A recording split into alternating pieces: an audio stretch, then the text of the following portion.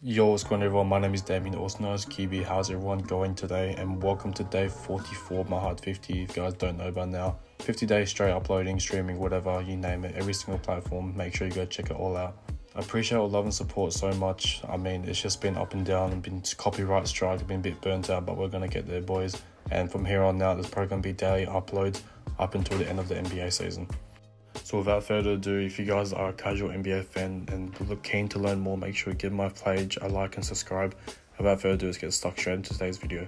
The Philadelphia 76ers, by everyone's standards, have had a very unsuccessful season. With Joel Embiid, Paul George and Tyrese Maxey not even playing a combined 60 games between them, it got pretty ugly pretty fast, which led to a number of different things, and not to mention as well that Paul George is on a $260 million contract, if you guys didn't know that. And to the point where he was just out with like numerous injuries such as finger, calf, ankle and wrist injuries so far, and has been ruled out for the rest of the season to get procedures done to make sure he's back for next season. But I'm not even sure the 76ers faithful fans organization want him back after when he was healthy and playing, he wasn't playing as good as he was whatsoever. The Philadelphia 76ers stats are actually pretty terrible. I mean, I'm not sure what else you expect when you got a bunch of two-way players just running the show. When you got two-way players, you guys have someone new debuting every second day, and it's just a really tough spot to be in if you're a 76ers fan, considering you have all this star power, all this talent, all this potential just ruled out, and never really got to see Tyrese Maxey, Joel Embiid, and Paul George playing together at the same time, and I don't think you guys were ever going to see that. The Philadelphia 76ers are a very disgusting record of 23 wins and 50 losses. And some of those losses came against really bad teams when Paul George, Tyrese Maxey and Joel Embiid were in the lineup. The spacing just looked very funny. Paul George can't really play off the ball, and Tyrese Maxey is most dominant when he has the ball in his hands and he's orchestrating the offense. Tyrese Maxey is kind of a do-it-all player. I mean, he can get you a bucket, he can play make, he can play some defense. Not like he's a bit of a cone on defense, not gonna lie to you, but he can get a stop whenever it comes up clutch, I guess. So having him and obviously Paul George saying he feels comfortable playing more off the ball. Like the Clippers era with Paul George, it's forever going to be like a mid situation. I mean, it was a good team with heaps of potential, and they kind of figured it out when it came to ball usage between him and Kawhi Leonard. But man, it was just a terrible fit, especially once James Harden got there, and you had Westbrook as well. It was just a big mess, and we're seeing that duplicate all over with this. Obviously, you got Joel Embiid, Tyrese Maxey. I feel like the ball was getting used up. A lot between those two players as it was. But now you add Paul George in the mix. We've seen an experiment so far this season, and it looked terrible when they were on the court at the same time. A negative net rating on defensive and offensive side. But the Philadelphia 76ers actually averaged the 5th last points per game, only 110. And everyone will be like, yeah, 110 is a lot. Not for this day and age. I mean, the way that the game has evolved offensively, every team is obviously around that 115 to 125 scoring range. And obviously they're going to allow a lot more points because they have a very bad, rating, or record, should I say, 27 games under 500. They actually allow 116 points per game, composed to them averaging 110, so if you do the math, it's not really great.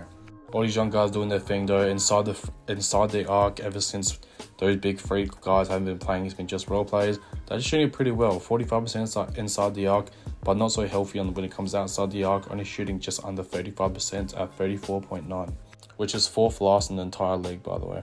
I mean, the defense is pretty shocking as well. They actually give up the 2nd best field goal percentage inside the paint, and also the 2nd best field goal percentage when it comes to the 3-point arc. So it's a bit of a mess, but you guys do have to take consideration that star players have been out majority of the season, and it's been two-way guys and a couple of role players here and there doing their thing. I'm not going to speak too much on Joel Embiid, Paul George, and Tyrese Maxey because we all know what they are. We all know what they can do. But if you guys didn't know, Tyrese Maxey and Joel Embiid are both averaging just under 27 points per game, and Paul George averaging a pretty shocking 14 points per game. But this man, Quentin Grimes, ever since this man has become a Philadelphia 76er, he's been averaging just shy of 26 points per game, to go along with 5 rebounds and 5 assists while shooting pretty good splits from the field, 40, 40 and 85 from the free throw line, sorry. And they have such a good young core as well around them. I mean, Yabusele looks absolutely fantastic ever since, having that great outing in the Olympics, and they're going to sign that contract. He's been fantastic. He's played his role to perfection. I mean, the Philadelphia 76ers do have a lot of good role players that they discovered during this time where their superstars have not been playing. I mean, Justin Edwards is looking great. You know, guys like Ricky Council, Jared Butler, you know, those type of guys have really been coming in and prove what they can do. And most of them are probably going to go elsewhere and get a nice paycheck this off-season. I don't know if the Philadelphia 76ers can afford to give all these guys a big raise, especially Quentin Grimes, since he's going into free agency this off-season as well. He's probably going to be offered a bag, and we'll have to see what team he goes to. I mean, there'll be a team where he has to have the ball in his hand much. We all know once those three guys are back in the lineup, he's not be getting as much touches, and he's not going to be averaging 26 a game.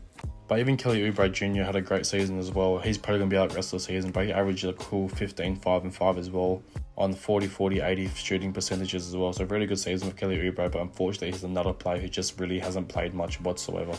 So the big question is for the Philadelphia 76ers, did they trade away Paul George after giving him the top 10 largest contract currently in the NBA? I mean, that's something for everyone else to figure out. But for me, if I'm the 76ers, I'm just staying down pack and continuing to put great role players around these guys. The sample size wasn't even close to being big enough, like when those three guys were playing together, so you can't really put a stamp on it yet and say it's not going to work. Yes, Paul George did look awful, he did look slow, injured, he just didn't look like himself. But man, you got this time now and the whole offseason to work on. I mean, like what exactly this team could do and what their ceiling could be. Nick Nurse definitely had his work cut out for him. You have to try orchestrate a nice offense when it comes to Paul George and Tyrese Maxey not getting as much touches, because obviously Joel Embiid is going to be back and healthy, hopefully, after the season is concluded. And man, I'm just have to say, like, Paul George is going to have to kind of turn into a catch and shoot kind of guy, maybe a couple of dribbles. I mean, he's one of the best players of all time when it comes to creating his own shot and finding his sweet spot and getting that basket to go.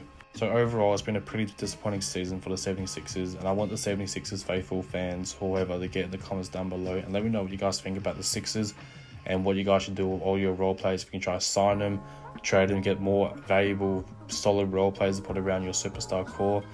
Or, I don't know, like, man, this team is just a mess and it's just a shitty season. It's just unfortunate the way it's fallen out for 76ers fans. But I was going to wrap it up for today's video anyway. This has been your boy QB. Thank you so much for all the love and support, and I'll see y'all very soon. Peace.